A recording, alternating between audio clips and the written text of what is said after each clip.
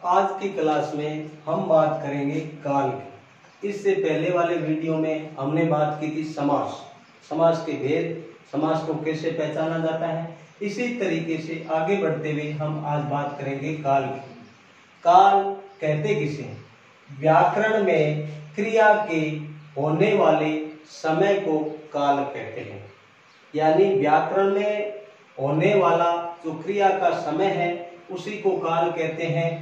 काल के प्रकार, काल 3 प्रकार के होते हैं: वर्तमान काल, भूतकाल, भविष्यत काल। अब प्रत्येक काल है, यहाँ तक तो हम सबको पता है कि वर्तमान काल में जो बात चल रही है उसकी बात, भूतकाल जो बीत गया, भविष्यत काल जो आगे आएगा, ये सारी जानकारी है। लेकिन हमें प्रत्येक काल के जो भेद है वो बड़े महत्वपूर्ण होते हैं। सबसे पहले बात करते हैं हम वर्तमान काल, यानी किस वाक्य में वर्तमान काल है, इसको कैसे पहचाना जाता है, या वर्तमान काल का कौन सा भेद है। तो वर्तमान काल क्रिया का वह रूप जिससे वर्तमान समय में होने का बोध हो, यानी क्रिया का वो रूप जिससे वर्तमान समय में होने का बोध हो, उसे वर्तमान काल कहते हैं। वर्तमान काल के 5 भेद होते हैं। यह वर्तमान काल भी आगे जाके 5 भागों में बंट जाता है। इसके 5 भेद होते हैं। तो इन 5 भेदों की पहचान की बात करेंगे सबसे पहले, और ये 5 भेदों की पहचान के बाद हम आगे इसके उदाहरण लेंगे। सारे उदाहरण साथ में होंगे। यदि हमें पहचान पता होगी तो हमें किसी प्रकार की दिक्कत नहीं आएगी। वर्तमान काल का पहला भेद होता है सामान्य वर्तमान काल।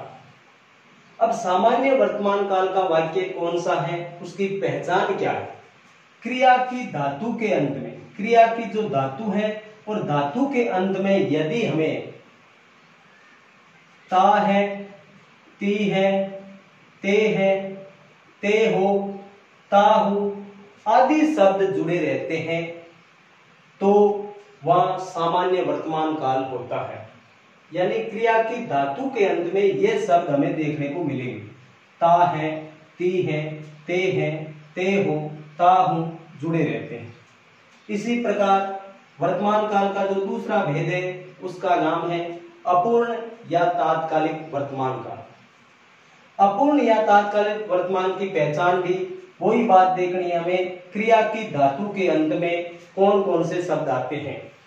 इसमें आएगा रहा है, रही है, रहे हैं, रहा हूं, रहे हो। ये शब्द यदि जुड़े रहते हैं तो हम कह सकते हैं कि इस वाक्य में अपूर्ण या तात्कालिक वर्तमान काल है।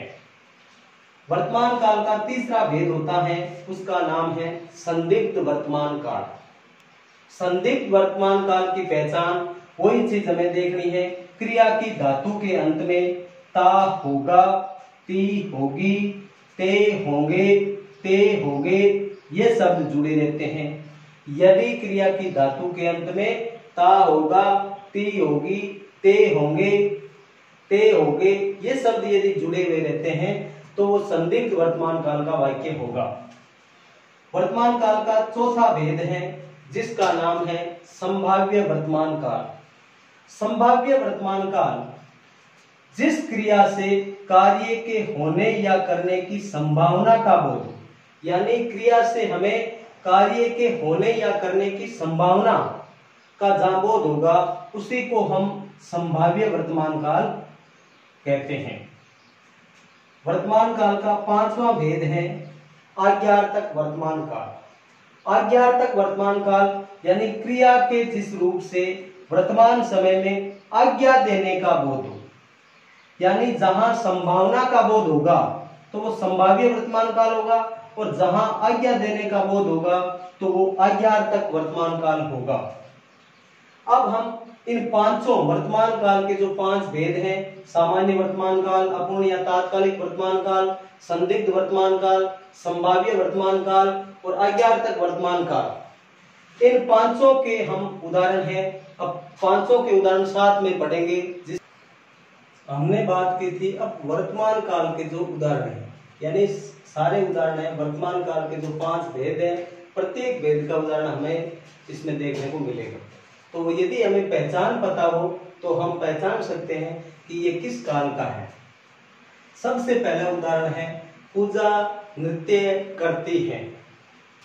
तो हमने ये देखा था कि धातु के अंत में, ये जो धातु है इसके अंत में क्या लगा हुआ है, ती है। तो ती है, धातु के अंत में ता है, ती है, ते है, ये जो शब्द आते हैं वो आते हैं सामान्य वर्तमान काल में। इसका मतलब इसमें वर्तमान काल का पहला भेद हो गया सामान्य वर्तमान काल, सामान्य वर्तमान काल का वाक्य। अब हम बात करें श्याम मेज को साफ करो। तो अब इसमें हमें दिख रहा है कि क्रिया के अंत वाली कोई बात नहीं की गई है, श्याम को आज्ञा दी गई है। तो इसका मतलब सामान्य वर्तमान काल का एक भेद है आज्ञार्थक वर्तमान काल। तो ये वाक्य हो गया आज्ञार्थक वर्तमान काल का।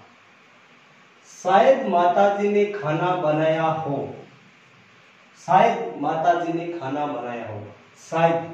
तो यह मतलब हमें शायद यानी संभावना का बोध हो रहा है, यानी संभावना है कि माताजी ने। तो संभावना के लिए कौन सा काल होता है, वर्तमान काल का एक भेद है संभाव्य, संभाव्य वर्तमान काल।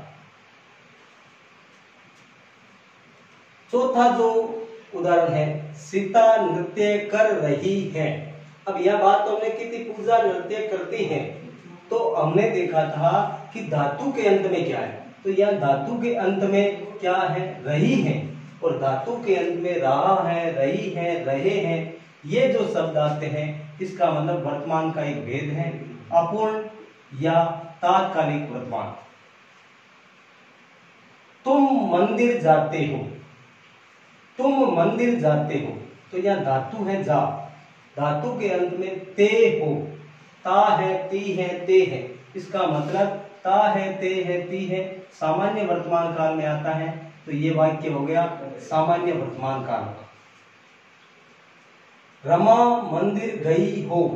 अब इसमें हो तो आ रहा है जैसे जाते हो, लेकिन या मतलब ई के बाद। तो यहां देखो पढ़ेंगे तो पता चल जाएगा कि रमा मंदिर गई हो, यानी संभावना व्यक्त कर रहा है। इसका मतलब यहाँ संभाव्य वर्तमान काल है। राम अब तुम खेलो। तो राम अब तुम खेलो, तो एक तो आज्ञा, आज्ञा दी जा रही है। जैसे हमने पढ़ा था श्याम मेज को साफ करो, उसी तरीके से राम अब तुम खेलो तो आज्ञा है। इसका मतलब वर्तमान काल का भेद है आज्ञार्थक, आज्ञार्थक वर्तमान काल। लड़के शोर कर रहे हैं, कर रहे हैं। तो धातु के अंत में क्या है, रहे हैं, और धातु के अंत में रहा है, रही है, रहे हैं। तो वर्तमान काल का भेद हो जाएगा अपूर्ण वर्तमान काल। इस तरीके से वर्तमान काल के 500 भेदों की यदि पहचान हमें पता है तो हमारा मतलब कोई सा भी वाक्य दे दे तो हम पहचान सकते हैं कि इसमें कौन सा काल है, और काल के बाद यह पहचान सकते हैं कि किस काल का कौन सा भेद है। अब हम बात करने जा रहे हैं दूसरा काल। दूसरे काल का नाम भूतकाल। भूतकाल क्रिया का वह रूप जिससे बीते हुए समय में कार्य के होने का बोध हो, यानी क्रिया का वह रूप जिससे बीते हुए समय, जो बीत गया उस समय में कार्य होने का जो बोध हो रहा है उसे ही भूतकाल कहलाता है, या उसे ही भूतकाल कहते हैं। भूतकाल के हम भेद पढ़ेंगे 6। जैसे हमने वर्तमान काल के भेद पढ़े थे 5, उसी तरीके से भूतकाल के हम 6 भेद पढ़ने जा रहे हैं। सामान्य भूतकाल, सामान्य भूतकाल ये पहला भेद, यानी सामान्य वर्तमान काल भी पढ़ा था और सामान्य भूतकाल में भी होता है।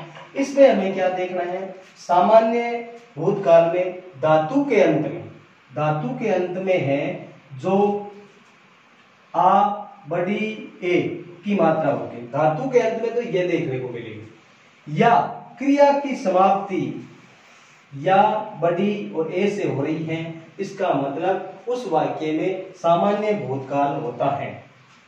भूतकाल का दूसरा भेद देखेंगे हम, आसन भूतकाल। आसन भूतकाल में इसकी पहचान हमें देखनी है, धातु के अंत में या है, आ है, ई है, ए है, ये जुड़े हुए हैं तो हम कह सकते हैं कि इसमें आसन भूतकाल का प्रयोग हुआ है।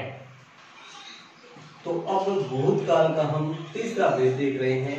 हमने देख लिया सामान्य भूतकाल, हमने देख लिया आसन भूतकाल, हमने देख लिया। अब हम देखेंगे तीसरा भेद पूर्ण भूतकाल। पूर्ण भूतकाल की पहचान कैसे होती है? कार्य को पूर्ण हुए बहुत समय बीत चुका हो, यानी हमने जो काम किया है उसमें मतलब काफी समय बीत गया हो तो वो पूर्ण भूतकाल में आता है। तो इसकी पहचान है या था, आ था, ई थी, ए थे। क्रिया का अंत हमें देखने को मिलेगा। क्रिया के अंत में ये या था, ई थी, ए थे, ये जो क्रिया के अंत में यदि देखने को मिलेगा तो पूर्ण भूतकाल में आएगा। अपूर्ण भूतकाल। अपूर्ण भूतकाल की पहचान है धातु के अंत में, यानी हमें धातु के अंत में जाके देखना है। धातु के अंत में रहा था, रही थी, रहे थे आदि जुड़े रहते हैं। तो रहा था, रही थी, रहा है, रही है, ये हमने देखा था अपूर्ण वर्तमान काल में, और था थी लगता है तो ये भूतकाल में लगता है। तो रहा था, रही थी, रहे थे आदि से यदि कोई वाक्य जुड़ा हुआ है तो वो अपूर्ण भूतकाल में आएगा। भूतकाल का हम पांचवा भेद देख रहे हैं, संदिग्ध भूतकाल। संदिग्ध भूतकाल की पहचान है कि क्रिया की समाप्ति में या होगा, ई होगी, ए होंगे। यदि क्रिया की समाप्ति या होगा, ई होगी, ए होंगे से होती है तो वो संदिग्ध भूतकाल का उदाहरण है। और भूतकाल का अंतिम भेद जो छठा भेद है उसका नाम है हेतु हेतुमत भूतकाल।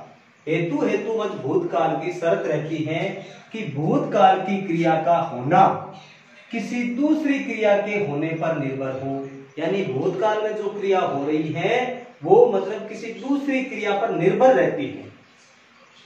तो हमें ये ता भूतकाल की क्रिया का होना तो इस ता से पता चलेगा, और दूसरी क्रिया होने तो ये तो से शुरू होकर दूसरी क्रिया की शुरुआत होगी।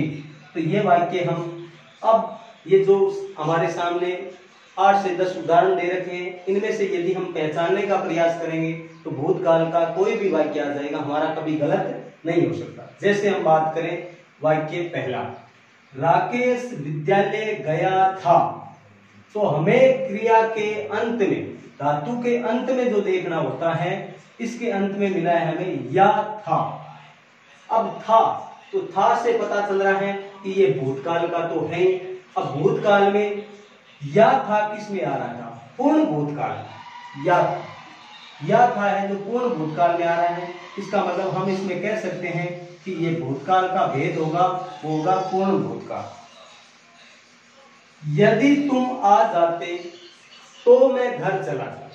तो ये बात हमने पढ़ी थी कि भूतकाल की क्रिया का होना यदि तुम आ जाते किसी दूसरी क्रिया के होने पर निर्भर हो तो मैं घर चला जाता। तो ऐसा यदि कई वाक्य होगा तो ये भूतकाल का भेद कहलाएगा हेतु हेतुमत भूतकाल। तो हम इसमें इसको भेद को कह सकते हैं हेतु हेतु मध्य भूतकाल। रमा ने कहानी सुनाई होगी, तो होगी, होगा, होगी, यानी ई के बाद होगा, होगी किसमें हमें देखने को मिलेगा? तो यह होगा संदिग्ध भूतकाल का उदाहरण।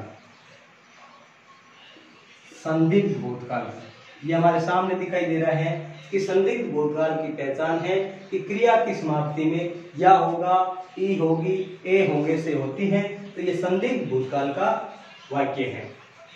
बच्चे पढ़कर घर जा रहे हैं, तो क्रिया की समाप्ति पर आगे क्या देख रहे हैं? रहे थे। बच्चे पढ़कर घर जा रहे थे, तो रहे थे, रहा था, रही थी हमने अपूर्ण भूतकाल में देखा है। अपूर्ण भूतकाल की पहचान है धातु के अंत में रहा था, रही थी, रहे थे। तो ये रहे थे किसमें? भूतकाल का कौन सा भेद है? अपूर्ण भूतकाल। मोहन विद्यालय गया था, तो या था का हमने पहले देखा था, या था आ था, ई थी, ए थे, इसका मतलब यह है जो पूर्ण भूतकाल का वाक्य है।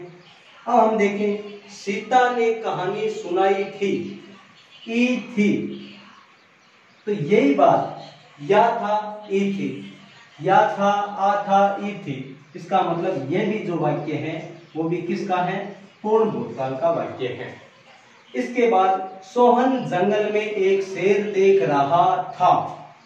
सोहन है जो जंगल में एक शेर देख रहा था, तो रहा था, रहा था, रही थी, इससे पहले हमने देखा था रहे थे, इसका मतलब यह किस भूतकाल का भेद है? अपूर्ण भूतकाल। अमेरिका ने हिरोशिमा पर बम गिराया होगा, यानी या के बाद होगा, या के बाद होगा, हमने इससे पहले देखा था ई के बाद होगी, तो यह संदिग्ध का उदाहरण है, संदिग्ध भूतकाल का उदाहरण है। यदि वर्षा होती तो फसल अच्छी होती, तो यह हमने पढ़ा था कि भूतकाल की क्रिया का होना किसी दूसरी क्रिया के होने पर जहां निर्भर करता है, तो यदि वर्षा होती तो फसल अच्छी होती, इस वजह से हम कह सकते हैं कि यह उदाहरण है हेतु हेतु मध्य, हेतु हेतु मध्य भूतकाल का उदाहरण हमें देखने को मिल रहा है। 10 नंबर, आशा ने कहानी सुनाई है, ई है, ई है, हमने मतलब 4 भेद हमारे सामने दिखाई दे रहे हैं। 2 भेद पहले हमने देखे थे, सामान्य वर्तमान काल और आसन वर्तमान काल।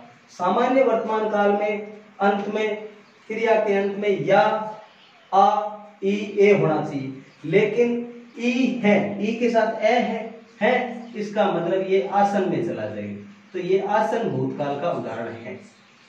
राकेश विद्यालय गया, तो अंत में केवल या है, इसका मतलब ये सामान्य भूतकाल का उदाहरण है। तो ऐसे करके हमने बात की कि मतलब इतने जो 10 वाक्य हैं, इसमें हमने देखा कि अंत में, क्रिया के अंत में पहचाना कैसे जाता है। अब हम बात करेंगे आगे वाला जो भविष्यत काल है, भविष्यत काल के जो उदाहरण है वो हम अभी देखेंगे आगे।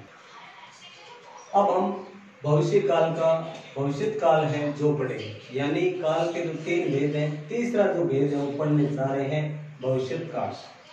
क्रिया का वह रूप जिससे आने वाले समय में कार्य के सामान्य रूप से होने का बोध हो, यानी कार्य है जो आने वाले समय में होगा ऐसा बताया जाता है, ऐसा होता है तो वो आता है भविष्यत काल। भविष्यत काल के 3 भेद होते हैं, यानी ये भेद ये हमें पता होना चाहिए। जैसे हमने पढ़े थे वर्तमान काल के 5 भेद, भूतकाल के 6 भेद और वो भविष्यत काल के 3 भेद होते हैं। सामान्य भविष्यत काल, तो ये भी आराम से याद रख सकते हैं, क्योंकि सामान्य वर्तमान काल में भी था, सामान्य भूतकाल में भी था और सामान्य भविष्यत काल भी होता है। सामान्य भविष्यत काल की पहचान धातु के अंत में, हमें हमेशा धातु के अंत में जाके देखना है, जिससे हमें पता चल जाएगा कि इसमें कौन सा काल है। यदि एगा, एगी, एगे से जुड़े हुए होते हैं तो इसमें सामान्य भविष्यकाल होता है। संभाव्य भविष्यकाल या संभाव्य भविष्यत काल है। संभाव्य भविष्यत काल की पहचान वाक्य का आरंभ, इसमें वाक्य का जो आरंभ है शायद, संभवतः, हो सकता है आदि से होगा, यानी वाक्य की आरंभ में ही, शुरुआत में हमें शायद है, संभवतः है, हो सकता है, ये शब्द मिल जाए तो हम कह सकते हैं कि इस उदाहरण में, इस वाक्य में संभाव्य भविष्यत काल का यह वाक्य है। तीसरा भेद, भविष्यत काल का जो तीसरा भेद है उसका नाम है हेतु हेतु मध्य भविष्यत काल। हेतु हेतु मध्य भविष्यत काल, हमने भूतकाल का भी एक भेद देखा था और उसमें क्रिया जो मतलब पहली क्रिया के संपन्न होने के बाद दूसरी क्रिया की शुरुआत है जो उस एक ही शब्द से हो रही थी, उसी तरीके से इसमें हम पढ़ेंगे पहचान क्या है हेतु हेतु मध्य भूतकाल की। 2 क्रियाओं का अंत, यानी दोनों जो क्रियाएं होगी उन दोनों क्रियाओं का अंत गा, गी, गे, गई से होगा। दोनों क्रिया, ये सारी चीज अब हम इन जो उदाहरण दे रखे हैं, जो वाक्य दे रखे हैं, इसमें यदि हम आराम से पढ़ेंगे तो आराम से पहचान जाएंगे, कोई कठिनाई नहीं होगी। क्योंकि देखिए, जैसे मोहन जंगल में एक शेर देखेगा, तो हमें देखना क्या है कि धातु के अंत में क्या है, एगा, देखेगा, एगा, और एगा, एगी, एगी से जुड़ा हुआ यदि कोई वाक्य है तो वो सामान्य भविष्य काल का होगा। तो अब हम इसमें लिख सकते हैं कि ये वाक्य सामान्य भविष्य काल का वाक्य है। दूसरा वाक्य देखें, यदि वर्षा होगी तो फसल अच्छी होगी। वर्षा होगी तो फसल अच्छी होगी, तो वर्षा की बात करें, यदि वर्षा होगी, अंत इसका गी है, तो फसल अच्छी होगी, अंत में गी है। तो ये हमने देखा था कि दो क्रियाओं का अंत गा, गी, गे से हो तो उसमें संभाव्य भविष्यकाल होता है। सॉरी, संभाव्य भविष्यकाल नहीं होगी, इसमें होगा मतलब हेतु, हेतु मध्य। शायद राम जंगल में एक शेर देखे, शायद, तो ये संभाव्य में तो हमने देखा था शायद, संभवता, हो सकता है, ये शब्द काम में लिए जाते हैं। तो ये यदि, तो इसमें पहला ही जो शायद शब्द आ गया, इसका मतलब इसमें जो भेद होगा वो होगा संभाव्य, संभाव्य। और ये उदाहरण है होगा, होगी वाला, हेतु, हेतु मध्य भूतकाल का ये उदाहरण है। 4 नंबर उदाहरण, सचिन विद्यालय जाएगा, एगा, अंत में यदि एगा है तो ये सामान्य भविष्य काल का उदाहरण है। अब हम लिख सकते हैं इसमें सामान्य भविष्य काल। और अंतिम 5वां जो उदाहरण है, यदि तुम आ जाओगे तो मैं घर जाऊंगा। यानी दोनों क्रियाओं का अंत गागी से हो रहा है, दोनों क्रियाओं का अंत गागी से हो रहा है, तो उसमें जो काल होगा वो होगा हेतु, हेतु मध्य भविष्यत काल, भविष्यत काल। अब हमने काल पढ़ लिए हैं। काल मुख्यतः हमें ये देखना है कि काल समय का बोध कराते हैं। काल 3 प्रकार के होते हैं, वर्तमान काल, भूतकाल, भविष्यत काल, और प्रत्येक काल के हमने भेद भी पढ़ लिए हैं। वर्तमान काल के 5 भेद, भूतकाल के 6 भेद और भविष्यत काल के 3 भेद। आगे हम बात करेंगे अगले टॉपिक पर।